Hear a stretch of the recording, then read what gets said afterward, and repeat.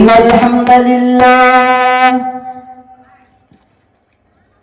الحمد لله نحمده ونستعينه ونستغفره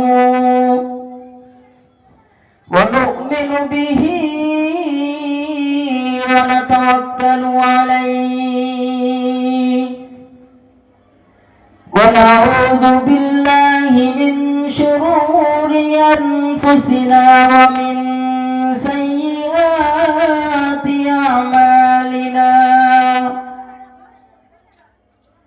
من يهده الله فلا مضل له ومن يضلله فلا هادي له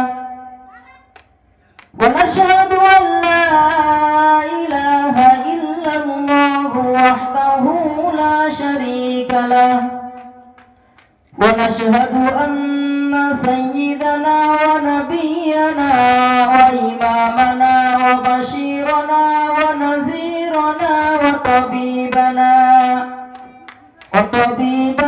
وطبيب أرواحنا محمد الذي أرسله بالحق بشيرا ونذيرا وداعيا إلى الله بإذنه وسراجا منيرا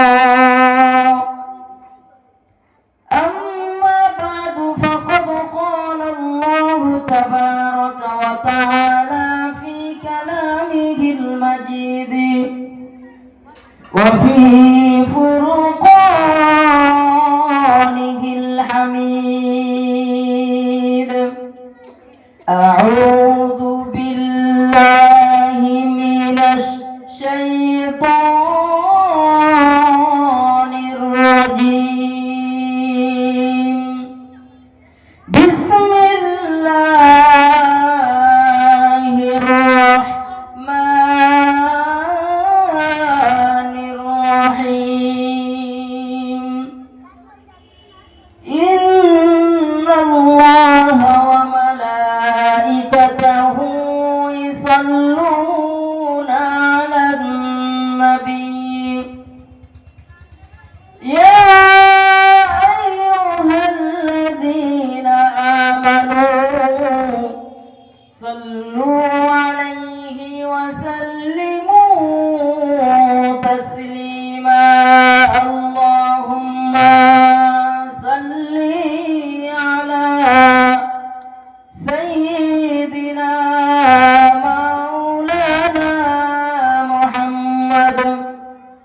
وعلى آل سيدنا مولانا محمد ये फूल दुनिया में आई थी जब दुनिया वालों अंधेरा में डूबी थी उस वक्त माँ अमीना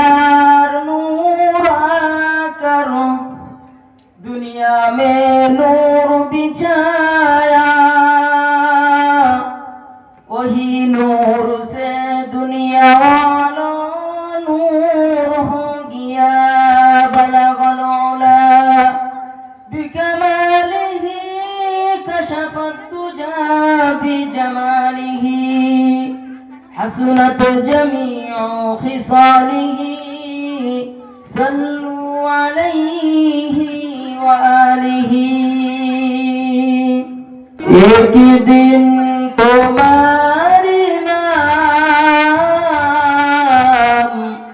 मस्जिद হবে এলান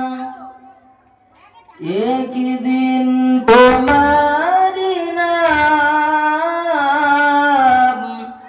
मस्जिद হবে এলান তৈরি থেকো তৈরি রেখো কবরের মান সমান একদিন তোমারি নাম মসজিদ হবে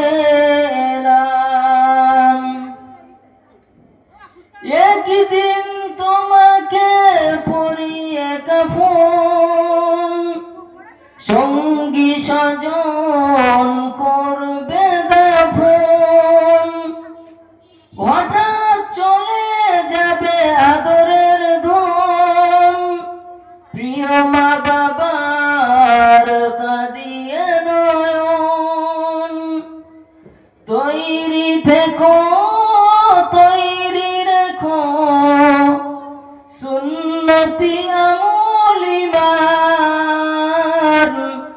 একদিন তোমারি নাম মসজিদ হবে এলান। সমস্ত প্রশংসা, সমস্ত তারিফ সেই মহান আল্লাহ তাবারক তাআলার জন্য, যে আল্লাহ রাব্বুল আলামিন পবিত্র রমজান মাস আমাদেরকে দিয়েছিলেন। পবিত্র রমজান মাস আমরা পালন করে এসেছি এবং আল্লাহ তাআলা পবিত্র রমজান মাসের বদৌলতে আমাদেরকে ঈদ নামক একটা দিন দিয়েছে, আমাদের জন্য হাদিয়া, খুশির দিন।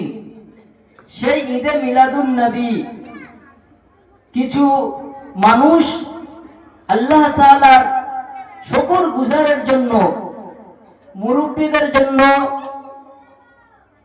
সফরস্থানের আয়োজন করেছে।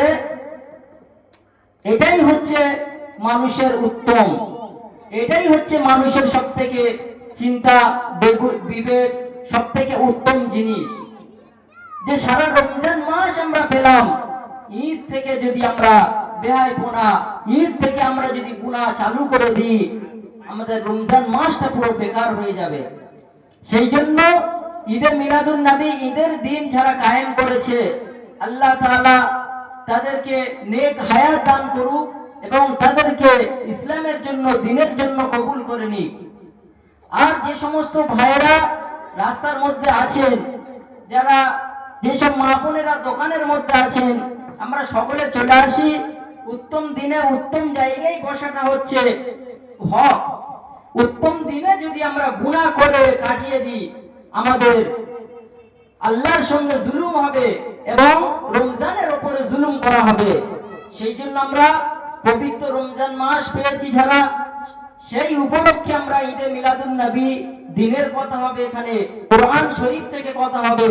আমরা সকলে সমস্ত ভালো মন্দ কাজ রেখে দিয়ে সবথেকে দুনিয়ার মধ্যে উত্তম জায়গা, উত্তম জায়গার মধ্যে চলে আসি।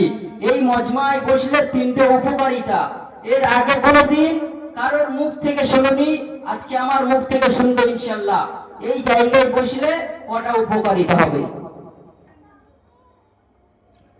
এক নাম্বার হচ্ছে, দুনিয়ার মধ্যে কোনো মানুষ যদি এই মাজমায় বসে, আল্লাহ তাআলা বলেন আমি দুনিয়ার মধ্যে কিছু ফেরেশতা তৈরি করেছি, যাদের ডিউটি হচ্ছে, যাদের কাজ হচ্ছে দুনিয়ার মধ্যে ঘুরতে থাকে, যাদের যে ফেরেশতাদের কাজ হচ্ছে দুনিয়ার মধ্যে চক্কর দিতে থাকে এবং কোথায় আল্লাহ তাআলার জিকির হচ্ছে, আল্লাহর রাসূলের কথা হচ্ছে, সেই জায়গাটা জমতে জমতে জমতে জমতে ফেরেশতারা আরশে আজিম পর্যন্ত চলে যায়।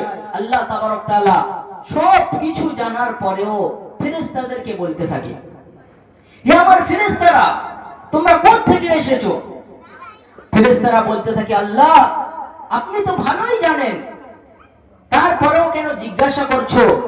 আল্লাহ তাআলা বলে, আমি সব জানি, কিন্তু তোমাদের মুখ থেকে শুনতে আমি বড়ই ভালোবাসি।